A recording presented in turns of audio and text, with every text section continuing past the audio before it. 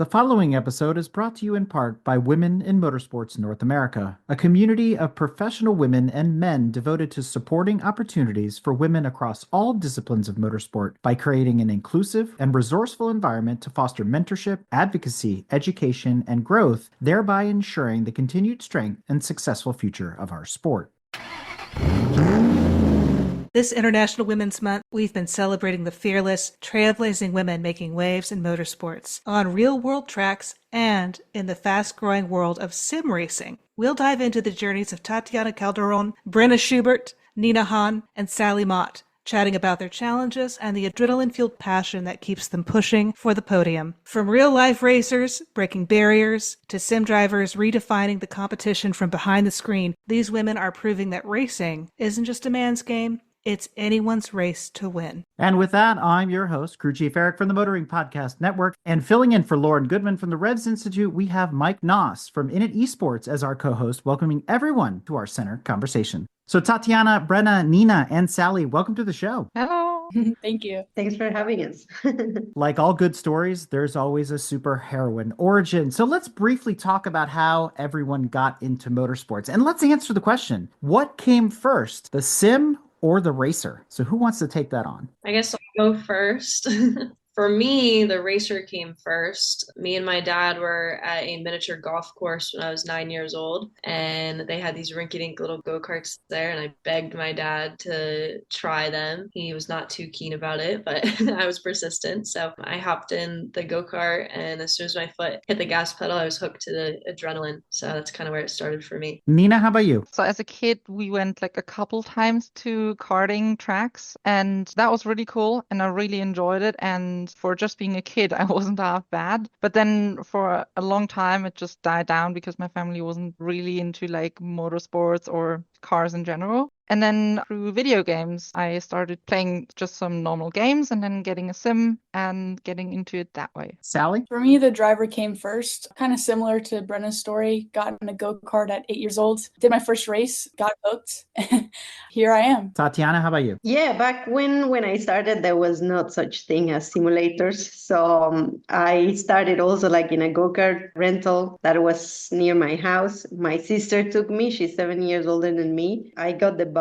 straight away. Like I love the adrenaline, the speeds. Nobody in my family has ever raced. It was just the two girls. I have a younger brother who never was really interested. He was like, oh no, this is for girls. So for me, it was like, okay, I'm gonna try this out because I really love being behind the wheel. And quickly it went into karting, and then I can't believe I've been here for over 20 years. So lucky to call this my job.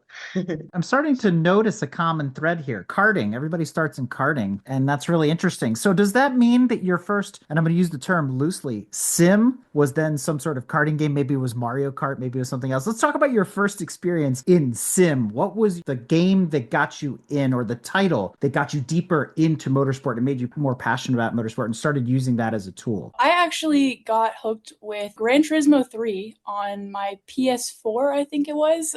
My dad actually made a wooden simulator, like a chassis. He put a go-kart seat. It was literally like a go-kart, but it was a simulator, had wooden stuff. He just nailed plywood together. And I would sit on that thing for hours and just try to focus as hard as I could for an hour straight, and then go to the go-kart track, and I would just be that much better. It really, really helped my performance. But for me, it was Gran Turismo 3. I think Gran Turismo 4 on the PlayStation 2 was my first, but it might also have been Need for Speed Underground 2. It's one of the few games that I had for the PlayStation, and then I just played them a lot. When I really got into what I would call like sim racing with a wheel and stuff was with Dirt Rally, because I saw it at a friend's, and just really was fascinated by the pace notes and started to learn that and drive that, and from there I progressed onto like iRacing and stuff. For me, I guess the first ever sim would probably be Mario Kart. My parents were never really big on video games when I was growing up, so I didn't really have access to anything like that other than when I was at a friend's house. But then more recently was when I actually got into sim racing, and the mobile game Street Kart on my phone was how I got my Prodigy pass into Racing Prodigy. So that was also go-kart involved as well. But now I'm lucky enough that I actually live with 3 other race car drivers, and they all have super nice racing simulators simulators. So now I actually get to play with the real deal a little bit. But Similar to Brenna, I never really, I sucked at video games. The only thing I actually liked was Mario Kart. I think it was like quickly through the pandemic that I really got into understanding sim racing and how much it translates into the real racing, and really got excited about it and fascinated by how much it has evolved since then. So I think it's an amazing tool that any racing driver, any aspiring race car driver should be doing. And I've been impressed because I've been coaching at Prodigy with TC Racing, and honestly, like I can see like sim racing being a huge tool that I have been incorporating more for my racing as well. So Nina hit on something. She talked about her first sim. Dirt Rally is actually a really good example of that, because that was a step away from the Dirt series and some of the more simcade games like Gran Turismo and Forza and others that exist out there. So I'm wondering now, fast forward, you all are using sim as a tool for being on track. And Nina, you spend a lot more time doing sim racing as well, weekly, daily, etc. What sims are you gravitating towards, like proper sims? And I know there's a limited number of titles there. We could talk about iRacing, Assetto Corsa, things like that. But what is your go-to for training? My go-to is definitely iRacing. I just feel that the physics are really, really good, and they constantly keep improving on it because, it's subscription based. So they regularly bring like big updates and always making it better, scanning new tracks, reworking old stuff. Yeah, that's definitely my go-to. But for stuff like GT3s, I actually prefer ACC, for example. I just feel like I understand more what the car is doing, and I understand more what the tires are doing specifically. Like the GT3s and iRacing are just always a bit vague for me, for my feeling. If it's more about like drifting, then also the original Assetto Corsa is great for like simulating drifting on street tires. So every different simulator has its little thing that it does best. All of them are really great tools, and depending on what you want, you can use them effectively. Kind of similar to Nina, like we drive on the sim a lot. I like iRacing. I feel like it's super duper realistic. Like she said, they laser scan the tracks, and for me, it helps me with gearing and braking going into race weekends. Like how I'm going to a race weekend this weekend. I've been on the sim a lot, and it's definitely translates to the real world, I think. And we'll talk about that a little bit more as we go along here. So Tatiana, what about you? What's your sim of choice? I have to say iRacing. Since I started doing more races in the US, I feel like the tracks are really accurate, and I really enjoy iRacing. I also have like ABL Race Tech. They're collaborating with me. They're developed sort of a platform for racing drivers, so we can do like even setup with our own engineers and a bit more. You'll be using like sort of the parameters that you use in the car for real. So I think it's just evolving towards being able to work with your race team as well. But yeah, my go-to for now at my home sim is iRacing. I would have to say iRacing, but I also really like Assetto Corsa because it has a lot of different mods for tracks that aren't found on iRacing. For instance, when we go to NOLA Motorsports Park, that's not on iRacing. Atlanta Motorsports Park is not on iRacing. So this season I've had to use Assetto Corsa a lot to prepare. For the folks that are listening to this at home and they're thinking about, racers and sim racing, using it as a tool and things like that, sims are still categorized in the world of esports. Prodigy Racing League is esports, Init esports, right? Is iRacing, Assetto Corsa, all the racing titles, are they still considered a niche compared to what a lot of other gamers classify as esports? We're talking like Fortnite and League of Legends and Dota 2 and stuff like that, where it's like racing, that's not really esports, that's something else. Let's talk about that a little bit and what the world of sim racing looks like versus the rest of esports. Well, it's probably similar to other categories of sports in real life, where you also have like the big ones like soccer or American football or those kind of things. But then you also have like the smaller ones, and it doesn't make them any less of a sport. And in the same way, I just think that esports in terms of racing, it's still esports because you use a computer and race or compete against others. But it's still like a niche because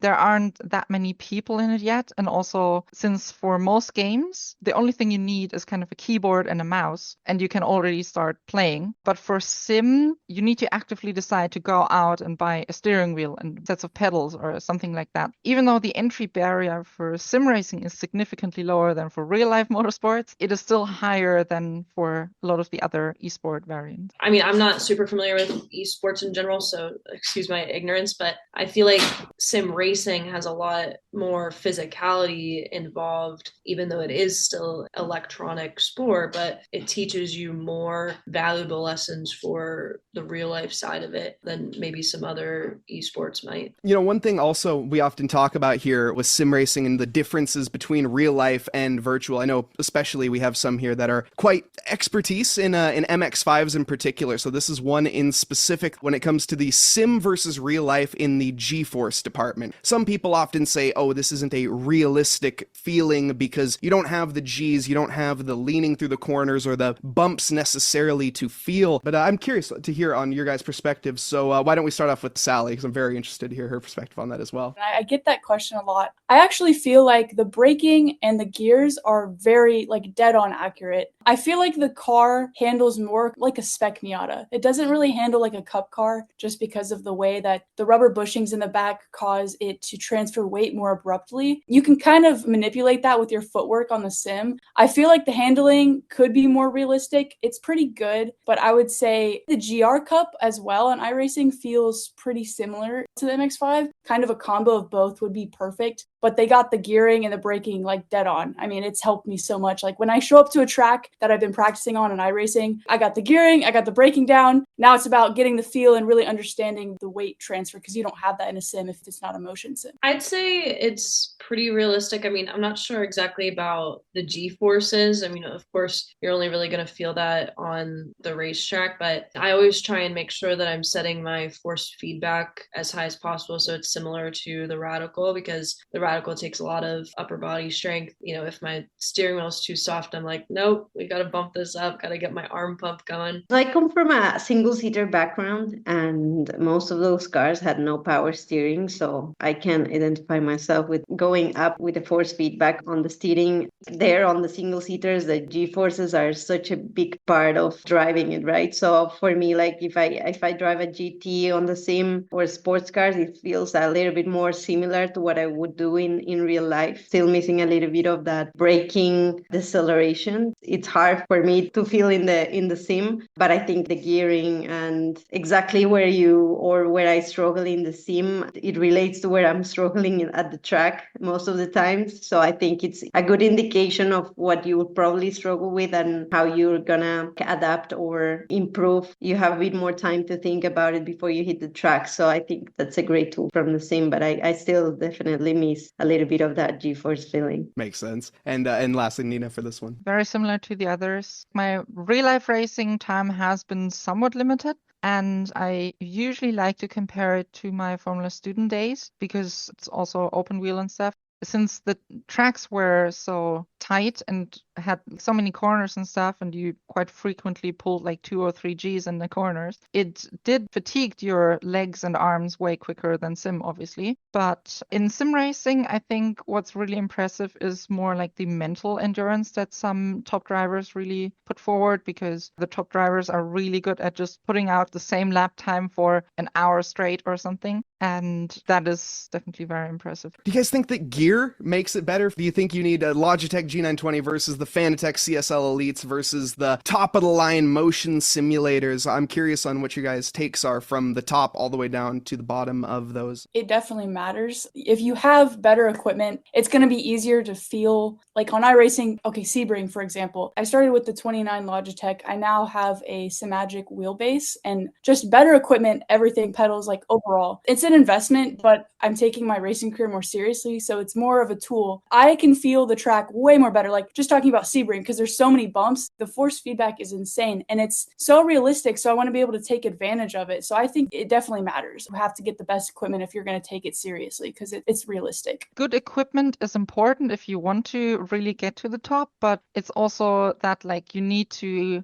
know your basics. The equipment alone is not going to make you faster. So you still have to practice, and it's not as easy as just saying, oh, I'm going to buy the most expensive wheel and that will make me faster. It will at a point, but getting the fundamentals of braking while turning and everything beyond that, yeah, absolutely makes sense. And Tatiana, I know you had something that you wanted to add. For me, it's like more like the closer you get to like feeling like the real car, the more you'll straight away jump in the car and be quick straight away. But I think for For me, it was very difficult when I didn't have a good enough equipment to really be learning something, because I was like treating it like a game more than a training session. So I think for me personally, it really did make a big difference once I got some proper stuff with feedback and especially the pedals as well. So it's like your brain treats this a little bit differently as a more realistic training session for where you're going rather than a game. Has anyone here does have anything on motion, Brenna? I've had a little bit of experience with motion sims. I actually kind of just prefer a really good simulator over a motion simulator, in my opinion. I feel like the motion simulators weren't that accurate. Like, it didn't really add much to the experience for me. I'd much rather just jump in a sim and be like, wow, this is the best simulator I've ever been in. It works with my driving style in real life. Because that's always something that I've struggled with, is like, since I didn't start out sim racing, I feel like sometimes it's harder for race car drivers to be fast on the sim if they started out in real life, because the skills don't translate as well that way. So I'll be honest, I am not the best sim racer here by far, but I try my best to prepare for my races. But it's really important for me to jump in a sim and have it feel similar to what I feel in real life, or else I'm just going to get too frustrated from spinning out all the time, and then I'm just going to like quit. Yeah. What you said is extremely important. So I want to pull on that thread, Brenna, and I want to pull on another one that Sally laid out before we transition to our next section. And as Sally said, talking about Sebring or VIR or Watkins Glen or any track, like the back of your hand, you get back on the sim and you're like, oh, that car doesn't do that like that in that turn. I've driven this track 100 times. Sebring and iRacing, let's talk brass tacks, full honesty versus Sebring in your car. How realistic is it really? And how close are the sims to what you're really doing on track? If I had to put it on a scale of like 1 to 10, if we're talking about MX5 Cup Sebring, because I just recently tested there and I can also get on the sim and do that. I've been practicing for that test. It's hard to say. I mean, it's at least in like the 7. It's a good 7, I'd say. It's very realistic in terms of the gearing, the braking, and they do have the bumps down. I mean, they've laser scanned every track, obviously. I would say the thing that it's missing is the handling of the car specifically. And then obviously when you're in the car, you're feeling the force feedback of like, okay, you're in the middle of a corner, the steering wheel gets light or it gets tight. Especially in the MX5 Cup cars, we have power steering. So in the middle of the corner, it gets really light and you're like, whoa. And for my sim specifically, I don't feel that. It's just linear the entire time, which might be a setup thing. I mean, it could be changed, but it's good enough. I obviously prefer real life, but it definitely is good for the mental. And like Nina was saying, like if you can do consistent laps on the sim, driving in real life, in my opinion, is easier. So when you drive in real life, you're just going to be very, very good. I would rate it a 7. And I'm glad you said that. And it goes also back to something that Brenna said about motion. Like I've said it publicly, I'm not a huge fan of motion because you get into a motion sim and again, you're like, the car doesn't do this. A car does not move you a foot in the air when you accelerate. The motions are very subtle of a car. The suspensions on a race car are very taut, especially in open wheel racing. I mean, they're very, very stiff. So you feel a lot through the steering wheel. You feel a lot through your butt as you're sitting in the seat. But the car itself, there's a little bit of body roll there, but it's not as exaggerated. Again, it's not an arcade game. So I struggle with that too. But again, if we take this under the auspices that it's a teaching tool and it's a learning tool and it's a gateway to other things, well, now we can continue the conversation, right? One of my favorite questions to ask any driver in general, regardless of it's sim racing or real life, is your mental preparations, either pre-events, post-events, to lead up, to calm those nerves especially. And I know some drivers have some weird routines. So if you do have any weird routines, kind of fun things, do share. But even if it's just a more normal one, what are those kind of pre-race rituals that you guys do have? Oh, good question. I think it varies. It has varied for me at least. How do I switch my mind into like a race mode and calm myself down, but also be super focused? So for me, like listening to music before I jump in the car, having my warm-up routine with some like tennis balls as well for some coordination, reaction, which is usually with my sister. So it's a way to understand like how you're feeling and if you're too quick catching a ball or if you have to calm down. I think it's about just self-awareness, what I try to do. But yeah, it has varied through the years. I used to also like just wear the same pair of underwear or same, it was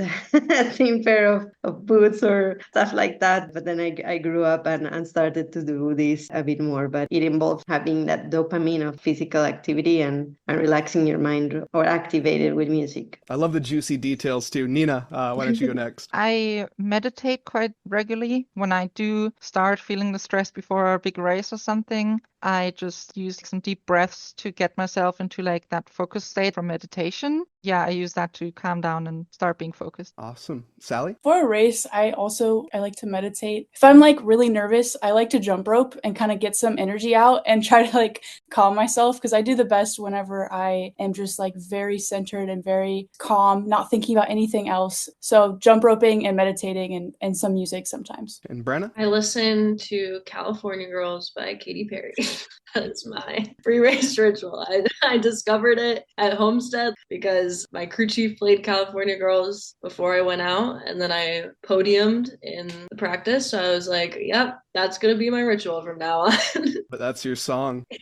Before we get deeper into that, let's kind of switch gears a little bit and talk more about your experiences in motorsport. Since we're celebrating International Women's Month, I want to take a moment just to talk about some women that have inspired you in racing, either in the virtual world or in the real world. When I started like 20 years ago, I think obviously, you got to look at somebody like Danica Patrick, who won an IndyCar race. At that time, it was Maria de Villota was testing in Formula One, and I was really close to Formula 3 when she started testing. So I think she was a reference. But before, Michelle Mouton, Lindsay James, I think they all in their field really inspire us to know that it was possible. But when I started, there were not that many women actively racing in the highest categories. So I think that's been sort of a trend. I think we have to see it to believe it. And it's great that today with social media, with all the documentaries and everybody pushing for women in sport in general, we're finding out about these incredible stories. So yeah, hopefully more to come. When I was younger and started out in karting, I honestly was just happy to be there, whether there were other women or not. But I think now that I'm older, it's so much more inspiring when I see women who are in professional series higher than me, just people that I can look up to now. For example, just Tatiana, the fact that she's here at these races coaching us at Prodigy is just amazing. And Catherine Legg is there as well. So it's really cool to be in the same atmosphere as these people on a regular basis and just trying to take in the knowledge from them. As I mentioned, I really started to get into it with third rally, obviously Michelle Mouton, but also when I was racing as a kid in the rental cars, similar to Brenna, I didn't really notice myself as like different, because when you're in the kart, everyone has a helmet on and you might see some long hair under the helmet, but apart from that, it's like a helmet and a lap time. My goal was always just to faster than ideally everyone else. Especially this year, my biggest inspiration is the Iron Dames. I've actually modeled my livery this year and my suit, my whole theme after them, because they inspire younger women to pursue their dreams. And their slogan is "Every Dream Matters." They actually invited a bunch of younger girls like in STEM to actually write on the car what their dream was. There was a lot of them like, I want to be a race car driver, I want to be an astronaut, or I want to be the president. And it was really inspiring to me. And so I look up to them because they are just badass all around. They're repping the pink, which is something that I've been doing for a while, trying to set myself aside. But the coolest thing is that they're giving back and that they're inspiring younger women to come up and just do what they want to do, whatever their dream is, regardless of what society tells them. And so I would say that's been my biggest inspiration for a couple years now. I'm glad you went there, because I want to highlight the fact that we've been very fortunate to have many female pro drivers on the show. And there's also this sort of category that's been coming up in other shows, history's forgotten female racing drivers. So Cindy Sisson likes to call them Shiros. I know Lynn does as well. So I'm sort of wondering, is there a Shiro out there that you would like to sit down and have a cup of coffee with and talk about racing or learn from them? Who would that be? I've been fortunate enough to be able to sit down and talk to them. I think there's still a lot of barriers in the sport for women in motorsport, and we need to work together towards change, because there is a reason why we haven't had many chances in this sport. Just to be able to sit down with them and discuss and compare what happened 20 or 30 years ago. Is it still happening today? How do we address this? How do we change this? And I think we have incredible role models that are really trying to change the game for us. I was fortunate enough to be at the commission of the Women in Motorsport when Michelle Mouton was there. I've been talking to Lynn and to Cindy about it, even with Susie Wolf, and it's great that we can all come together and try to change it for the next generation, for the sport to be a bit more accessible for us. There's not been that many women, unfortunately, but we will change that. I actually want to give a shout out to Margie Smith-Haas. She is a legend. I actually met her at the San Diego ACO Club. She's on this call, actually, and she is someone I look up to because she was one of the first, and she is overall badass, and she's amazing. She is definitely an inspiration. Miss you.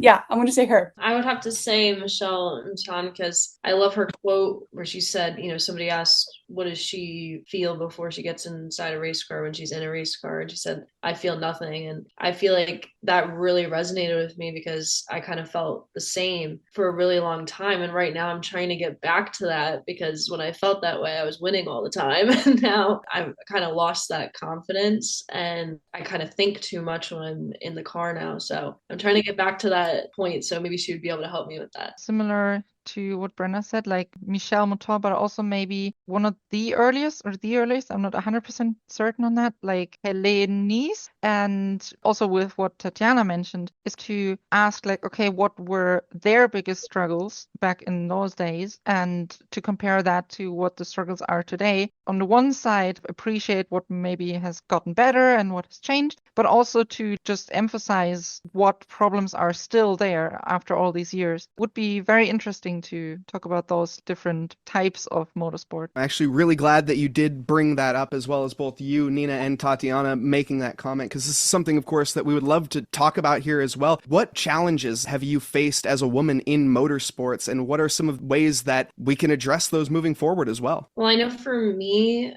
I've gotten in my head a lot because I don't want to prove the stereotype right. I want to prove the stereotype wrong. But there's always that pressure that it's as a girl, you have to perform well because all the eyes are on you looking for you to mess up. If a guy doesn't perform well, nobody bats an eye, but they just had a bad race. But a girl could be performing well on multiple occasions, but people only remember how bad she did that one race. It's really hard to get past that personally and just keep my head clear and keep that confidence that I used to have when I was younger, when I didn't think about what it means to be a woman in motorsport because I was just a little kid. So I'm trying to get back to that mindset. I want to piggyback off of that because last season especially, there was only two of us. It was myself and Heather Hadley. And we had a whole docuseries on us. And so it was kind of 10 times the amount of eyes and pressure. And since I was one of the only girls, I felt like if I messed up, it's going to be the end of the world. And people are just going to be like, oh yeah, just another girl driver who sucks. Everything in me wants to prove them wrong because at the end of the day, the car doesn't know who's driving it. It's extra motivation, to be honest. I let that fuel me, but sometimes I do get in my head and then I will make a mistake. And then I'm like, why did I do that? I just proved them right. So at the end of the day, it is more motivation, but it is something that I do struggle with every now and then. I love as well bringing up that Lindsay James quote as well. Of course, it's not the car that knows whether you're male or female. It just cares if you hit your braking markers at the end of the day. So no, absolutely. I love that. Why don't we go to Nina next? Agree with the previous two, but also finding racing gear for women that's cut for women, especially fireproof bras. I think there has to be more gear available because we aren't just this very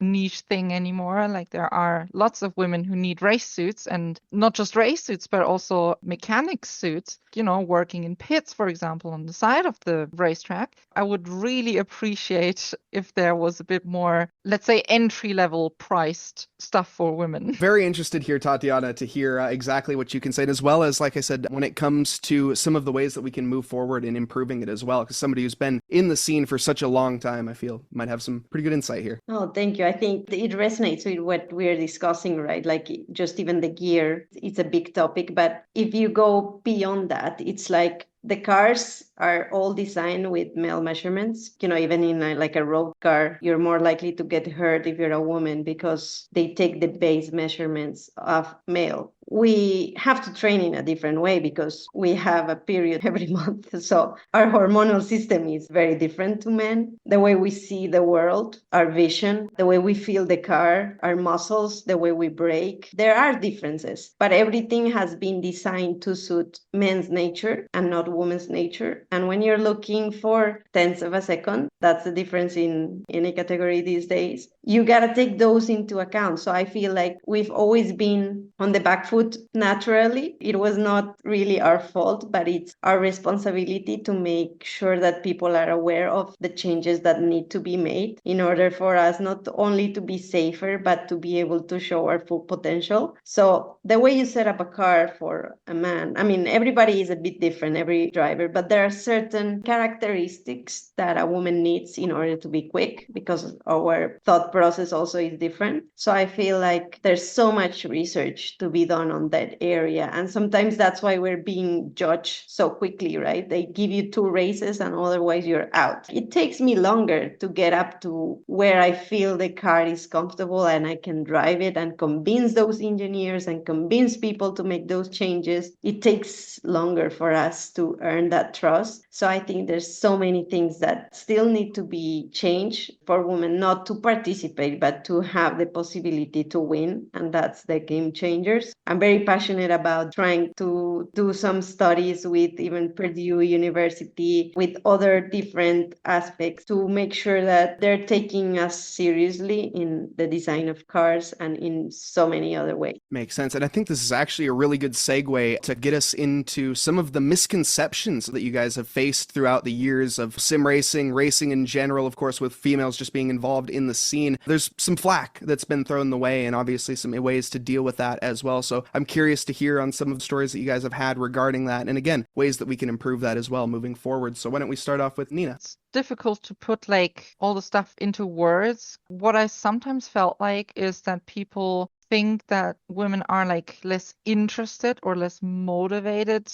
to like even just learn about the cars and learn about the physics and are only there because our parents set us down into cars as kids or something. The reality is we all fell for the love of speed just as any man. Yeah, I think there's like some misinformation about women that it's out there. Oh, you're never going to be able to risk as much as the guys, or you're never going to be as strong as them. So you're never like the winning horse in a team and you're always like not being taken seriously in a way. So I think that's like the most frustrating, but at the same time motivates you to like prove them wrong and prove that doing your way, you can do a lot of great things, but you're never taking that seriously. And they tell you that for a girl, you're doing really good. And it's like, I don't care. I want to beat all these people. That really is a coin that can bite on both ways.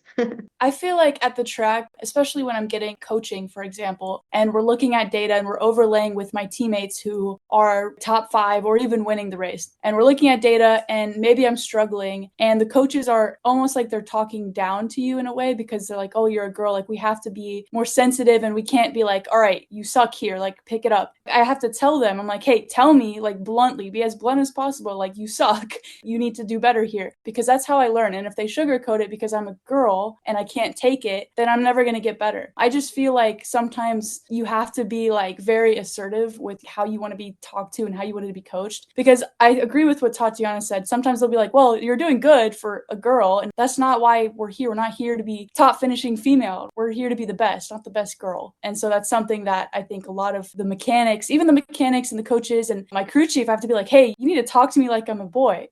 Just tell me how it is. That's something that I think is very prevalent. I've always found that, there's always an excuse if we do perform well. also. I mean, when I was growing up, when I was younger in karting, everyone would be like, oh, well, you weigh 100 pounds less than I do. I'm 5'11" and I weigh 190 pounds. So I don't really think that that's accurate, but things like that. Like it's just, there's always an excuse to everything if we do happen to perform better. And I think it's also when we do start performing well, then people start getting threatened as well, kind of get intimidated. There's never a happy balance because people are hating on you if you're not performing well. And then if you are performing well, they get threatened, I feel like. Again, another great segue to the next topic that we have here is maybe a little bit lighter form of topic here for some of the moments that you guys have had in your career, maybe setbacks that have pushed you forward and gotten you to be better off where you are and made you kind of the person that you are today. I was going through a lot of social media hate about 2 years ago from actually my direct competitors in karting. It was pretty devastating. I mean, they were making full-on hate pages about me with like photoshopped pictures and everything. And it was interesting to get that from not just random people on the internet, but from your direct competitors. I actually ended up having to get the series involved and things like that. But I've kind of now just realized that there's nothing really that I can do about any of that stuff other than to just try and block it out and just do my best. So I'm just, again, trying to get that confidence back into my system to just know that I belong here. I'm not an imposter. I deserve to be here just as much as anybody else. Actually, last year, my first year in MX5 Cup,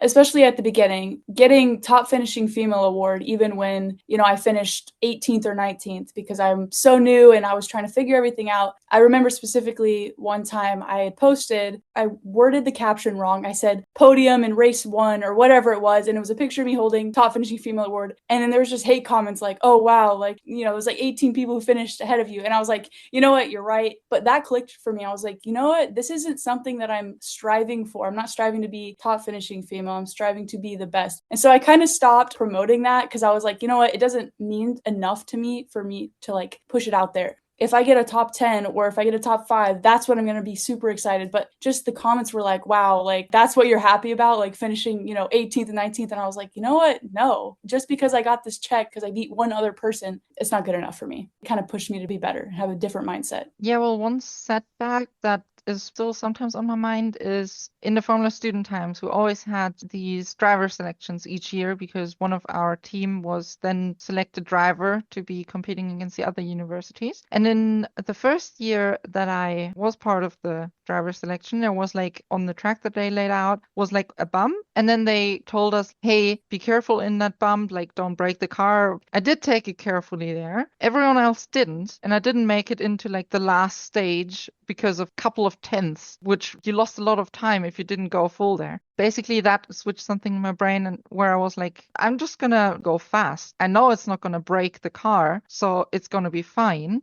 And I'm not going to be held back by some people, I don't know, thinking I would break the car there or whatever. You do your thing on that one. And then, of course, Tatiana, lastly for this, and I know you probably have one in the back of your mind as well with W Series and everything on that round. I'm very curious what you have to say on this. I have a strong one. Unfortunately, like when I was racing in Formula 2, my teammate lost his life in a big accident. And for me, that was like a moment of, wow, you're exposed to a really high risk sport. You can really get hurt. But also like all we have is the present. I think sometimes with the amount of pressure that we put in ourselves because we're representing women, because we want to do better, we forget to enjoy what we have and make the most out of every race. And I think when you enjoy what you're doing, that's when results start to come. For me, it was like a hard reminder of you're there because you enjoy doing it, and I will keep doing it because if something happens to me, I rather be doing something that I love. That is a big reminder every day of really enjoying all the opportunities you have and make the most of what you have and really don't care about anything else, and the results and everything will come from it. One thing we also want to touch on here, which we've already kind of touched on a good majority already with the sim gear and various other things, but let's maybe dive into it a little bit more with both getting women more involved with virtual virtual as well as real life racing series, but sort of just being more inclusive as a whole. What are some massive steps forward that we can take to improve on that? I would say getting them started in karting. So promoting more women in karting. And that's something that I've done some coaching with some like 8-year-old girls. And, it's just the best thing ever because it almost reminded me of like a little me, right? Because the way that I saw the world was just so different. And I was like, whoa, like I'm driving a go-kart and this person is coaching me. And I'm just like, I can't imagine like if that person coaching me was a girl racer who was racing in the highest ranks of whatever. One of my personal goals is actually in the future create a racing school that actually has the ladder system set in stone, because I feel like there could be more of a ladder system to get young girls from karting into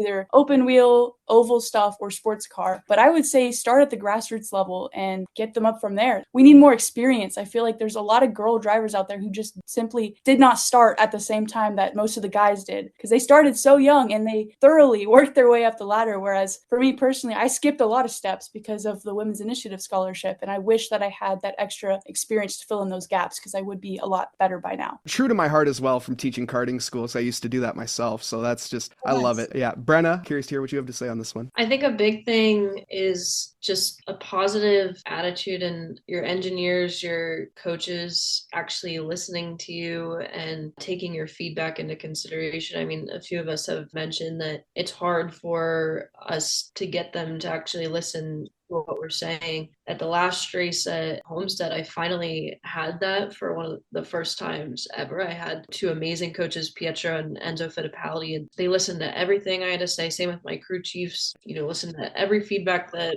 I gave, were so supportive. At one point in the new car I was put in, my foot was leaning against the brake pedal. I would have been dragging the brake the whole time. And the first guy that came up, he was like, well, there's nothing we can do about that. And then Pietro and Enzo were like, absolutely not. You're going to change that, yada, yada. And then magically they were able to change it all of a sudden when they said they couldn't. Just having that positive support is such a big thing. Additionally, I don't know if this falls into gear or not, but we definitely need women's karting seats, because the hip bruises and everything are insane in the male karting seats. It's just absolutely terrible, and that'll probably help with more girls getting into karting. Yeah, obviously I agree to the first two, but I really enjoy just be seeing way more women on social media doing racing, where maybe it wasn't on my radar a few years ago, but that is something that really inspired me a lot and really made me to really set myself the goal of racing in real life. After a while, just saw more and more women doing this and was like, hey, maybe it isn't impossible. Maybe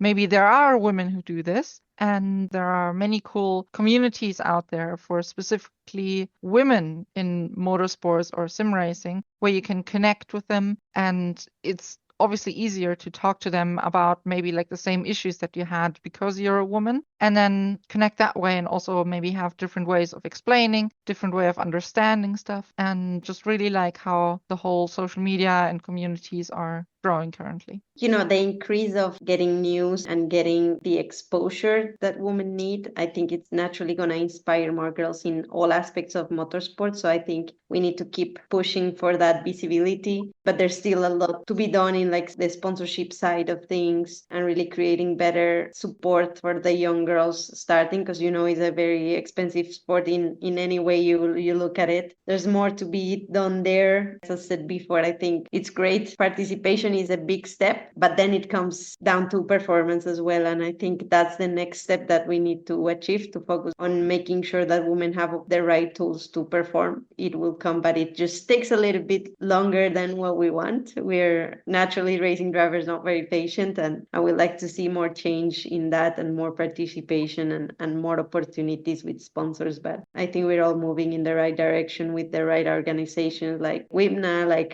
FIA Women in Motorsport, and other various organizations like Nina was saying before. So our audience is probably wondering where we're going with this. Were we supposed to be talking about sim racing? We spent a lot of time in the second segment talking about your personal journeys, but we're actually going to circle back to sim racing now in our final segment. And you guys touched on something really important, and that's why we had this discussion. You started talking about the feeder series and how we bring more women into racing. And I noticed something really interesting. Maybe it's a generational thing. You all, as we said at the beginning, started in karting, more karting. Karting has become more and more popular, it became less recreational. And again, yet another tool, just like sim racing is, to get into motorsport. But when you talk to a lot of the pro drivers of a previous generation, like Margie, like a David Murray and Andy Pilgrim, all those groups of drivers that came up at the same time, they started in autocross, a totally different discipline in motorsport, which has sadly sort of died off over the years, but it was another cheap way to get into racing. When we take all that aside and just put the lens of sim racing on top of this, how is sim racing being used as a pathway into motorsports? So I'm going to kick this off with Nina because she's very familiar with this. And so how are programs like Init Esports and even Prodigy Racing building sim drivers into real drivers? First of all, sim in general, it is a great tool because you're just not limited to the amount of fuel or the amount of tires that you have on track. You can drive as much as you want in the same conditions, day or night time, whenever you have time. You don't have to drive to a track and here and there. So you just have way more time that you can spend on practicing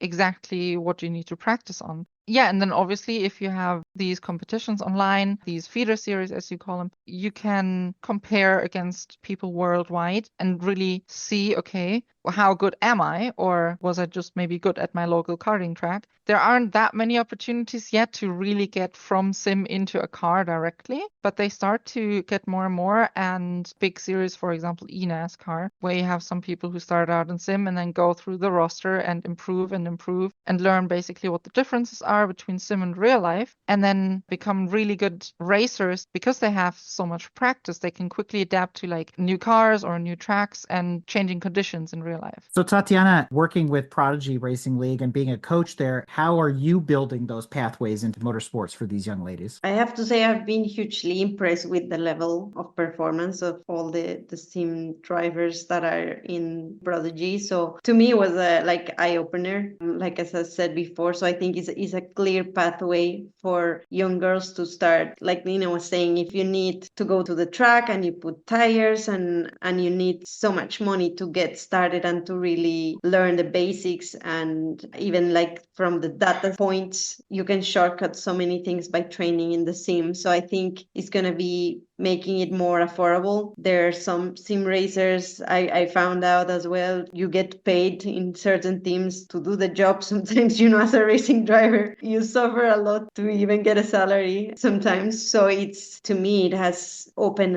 a big opportunity to increase the participation and the training of young girls. Super proud to be part of the Prodigy Racing League, to see them doing so well. And I will be pushing from my side as well to make sure that there's more opportunities for female drivers between the series as well, because sometimes if you want to change something and you want to give women a chance, you need to invest in it. It's a great timing for that. So as I turn this over to Brenna and Sally, I want to also add to this the importance of all the STEM programs that are also adopting sim racing as part of this larger ecosystem, this feeder pathway into motorsports. But I also like to remind people it's not just STEM, science, technology, engineering, and math. It's STEAM, science, tech, engineering, arts, and math. So I wanted to just address that with your thoughts on STEM programs and sim and how that's feeding into motorsport as well. There's a lot of opportunities within sim racing. Like I have a friend who does sim coaching, and he literally looks at graphs just like the real world. Like, what does your brake trace look like? What does your throttle trace? And it's like, it's offering jobs to people, especially like Tatiana was saying, race car drivers who need more income. You can actually provide coaching services on the sim, and you can kind of coach the engineering as well, because you can create your own setups on iRacing especially, and you can play with how the car is handling, how it's feeling with the conditions. And that, I think, ties perfectly into the STEM and the STEAM community. It just offers a lot of jobs like that are pretty similar to real life, but it's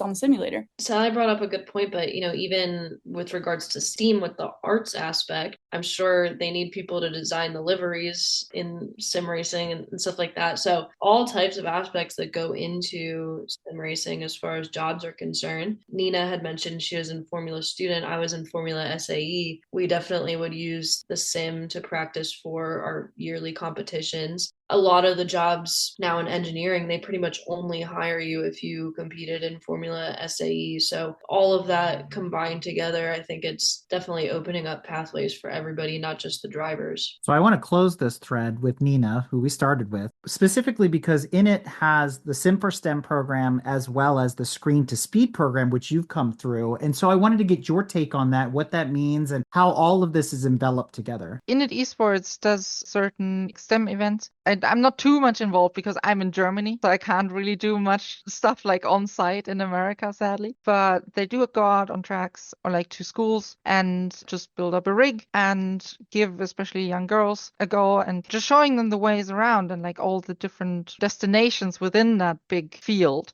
Yeah, and with Screen to Speed, for example, in 2022, I believe, or 23, it was before I joined the program. They, for example, had a program in Las Vegas where they flew contestants out, and the winner actually got some seat time in a Porsche GT3 or Porsche Cup, if I remember correctly. As I said, it was before my time. But yeah, you can definitely find a lot of info about that on the homepage. I have two daughters, both of which have grown up, unfortunately, influenced by the world of motorsports, specifically sports car and endurance racing, although my favorite discipline has always been rally. That said, they've both taken an interest in motorsport, and they both do jump on my sim from time to time, although they're starting out with fun things like Forza Horizon, where they can just drive forever and, stuff like that, because they're not really ready to do laps. Although they've talked about, hey, Dad, when are we going to go to the kart track? If my eldest walked up to you and said, Tatiana, why do you race? What would you say to her? What advice would you give to her at almost 11 years old to become a female race car driver? Why do you say unfortunate? No, there's so many barriers that still are there for women. But I say that, and I remember when I was 9 years old and I turned on the TV and I wanted to become a Formula One driver. And I've driven a Formula One car coming from Colombia, where we had one racetrack. So at the end of the day, it's about how much you want it. I could not imagine like my life without racing, even if it's sometimes we look at like achievements as trophies. It's more than that. Is how can you just make this world more accessible? That is a trophy in itself. So my advice would just be like to really do what you love. At the end of the day, you will be able to learn so much from your discipline, the barriers. It makes you a much complete person being in a sport that challenges you, where communication is so important. So I think it's about finding that passion and really going for it and not putting any limits, because it's all in our head. If we want people to define how far we can come, it's in their interest to put you limits, but you gotta believe in yourself and do the best you and see how far you come. I don't want to ask myself, what if I had just tried one more year, So I think it's about finding that purpose in life and enjoying what you're doing, because then everything comes along. I would just say if it's what you love, you'll know that you want to do it forever. I mean, just like Tatiana said, it's a passion that keeps on giving, even though it might hurt us sometimes as well. It's something that's just addicting and expensive, but mostly just addicting. Some people shop when they're stressed. I want to race when I'm stressed. It takes away all the outside pain in life and just gives you a purpose. It's really the only purpose that I find myself needing to do. Nina, what advice would you give? Go for it. Try it out. Sims aren't that expensive. You can get into it quite cheaply. And just try out what you enjoy, because there are many different categories, from like circuit racing, rally, hill climb, drifting, ovals, truck racing. There's so much variety within racing in general. Just go for it and take your chances. That's how I got to be in a driver selection for an electric F4. I just went for it and was like, okay, I'm actually going to put my effort into it, write a proper application, give all my history on it, and see how I prepared this and that way for it and everything. And at the end of the day, this got me into a really, really great experience of racing an open wheel car. Definitely go for it and realize that if you put your mind to it, it is possible. I would say the same thing, go for it, because you can do it and it's so empowering. To me, it is literally my purpose in life, and it brings me so much joy and so much happiness, and it's like what I strive for. It's what wakes me up at 5 a.m. every day.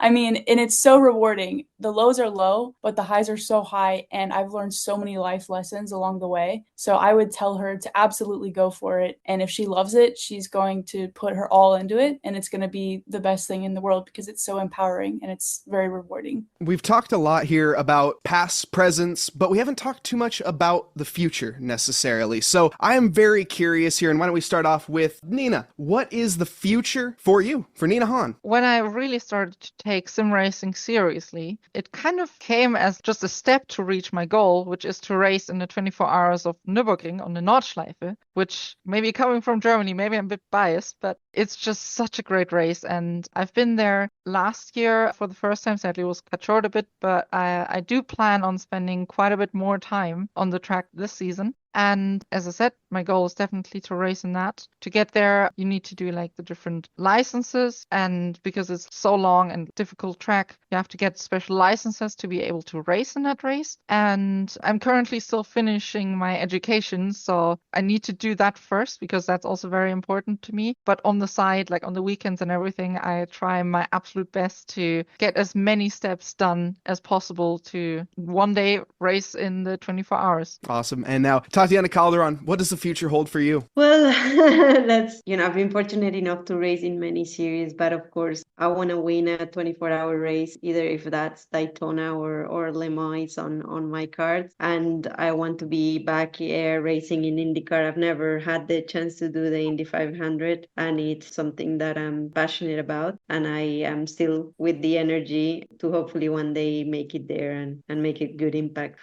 Love it. Sally Mott, what does the future hold for you? My dream is to be on the podium at the 24 Hours of Le Mans. That's something that I've always wanted to do. Probably, hopefully in a Porsche. Let's go. And now, last but not least, of course, Brenda Schubert, what does the future hold for you? Well, right now I'm just trying to focus on Racing Prodigy, trying to make it to the P2 championship next season. Eventually, I mean, it's definitely a big ask. I'd love to compete in NASCAR at some point. Obviously, I'm shooting high, but hey, if I end up a little bit below that, that's still a great thing. Racing anything is awesome, but I just think NASCAR is a really cool platform. I did get a chance to do some legend car racing this season for the first time, trying to get more experience more on that path and doing some dirt racing and oval stuff, but I'd be happy doing anything. Well, ladies, we've reached that part of the episode where I like to invite all of our guests to share any shout outs, thank yous, promotions, or anything else that we haven't covered thus far. Of course, I definitely want to thank Racing Prodigy for all they've done to get me where I am, Sucker Punch Pickles as well. And I'm a Corvette and Cadillac racing instructor at the Ron Fellows Performance Driving School at Spring Mountain Motorsports Ranch. So I wanted to give them a little shout out. It's such a great program that they have going. I mean, I've been to a few different racing schools, and this one's by far the best and most thought out in their preparation. So they've helped me a lot with my driving as well, just being able to be in those cars and talking about what I'm doing and teaching the students. It's helped my driving as well. Definitely want to thank MX5 Cup for the scholarship and basically changing my life. I did my first season last year, and it has elevated me as a driver, as a human being, as a proposal writer, as a sponsorship getter, as a businesswoman, as an entrepreneur, everything. It's literally changed my life. And then bringing this docu-series on is going to do amazing things for the series as well. And then I do want to thank my dad because he's my number one. I mean, he's the reason why I've gotten this far, and he's pushed me past my limits. And I never thought that I would be here. If you told me that I was going to be here 5 years ago, I would just be mind blown. And then I also want to thank Mazda Motorsports as well for everything they've done. Of course, all my partners are ABL Race Tech, Wonder Studio. There's a very famous Colombian artist. Her name is Carol G, and she has a foundation to empower women. They've been supporting me for the last 2 years. And of course, my family, my sister, Wimna, for supporting women in motorsport and giving us access to these platforms. So yeah, hopefully together we can keep growing, and yeah, thank you for that support. I want to give a shout out to Olympus Esports, my main esports team that I'm racing with, as well as Init Esports for number one getting me onto this panel. I got the connection through them, and also just for connecting with Bytes Gewisser, which I've done like 2 sim racing events with, which has been very insightful, very cool to race with real life drivers. And also to the Shift Up Now organization, because I really felt that when I joined them,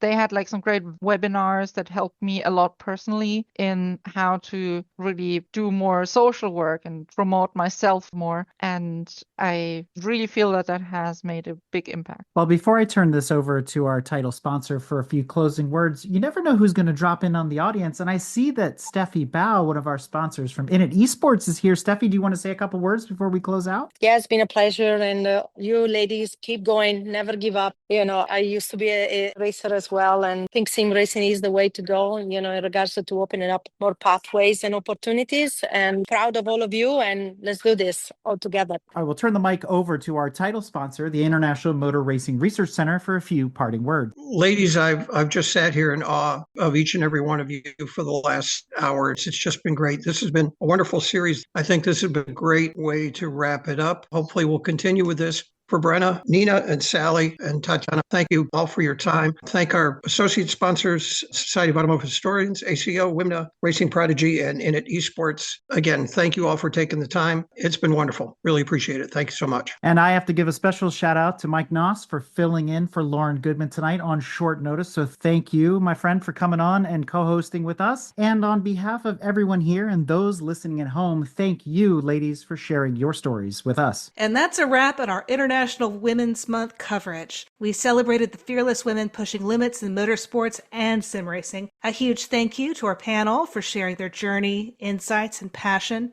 If you loved this conversation, be sure to share it with your fellow racing fans. And if you want to keep the conversation going, follow us on social media and Discord, and let us know who are the drivers inspiring you. That's right. And we hope you enjoyed this presentation and look forward to more center conversations throughout the season. Be sure to follow, subscribe, and stay with us for more incredible discussions from the world of motorsports. To learn more about upcoming center conversations, please visit www.racingarchives.org and click on events for those details. And until next time, keep the wheels turning and the throttle wide open. Woo!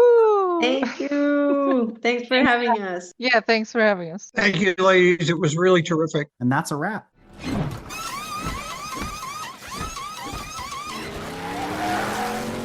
Women in Motorsports North America is a not-for-profit organization that began in 2022. Known as WIMNA, it is a community that focuses on advancing, connecting, and enabling with its many partners, including industry executives, drivers, team members, OEM sponsors, racetracks, and more. WIMNA welcomes all who share their passion for motorsports. The Women in Drive Summit continues its mission to bring together motorsports professionals. This unique event offers new pathways for individuals to explore career opportunities, discuss current industry challenges, and provides mentorship and resources for future growth in the industry. If you'd like to stay informed about WIMNA and the Women in Drive Summit, be sure to log on to www.womeninmotorsportsna.com or follow them on social media at Women in Motorsports NA on Instagram and Facebook. This episode is brought to you in part by the International Motor Racing Research Center.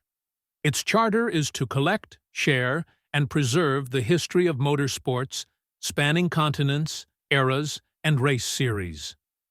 The center's collection embodies the speed, drama, and camaraderie of amateur and professional motor racing throughout the world.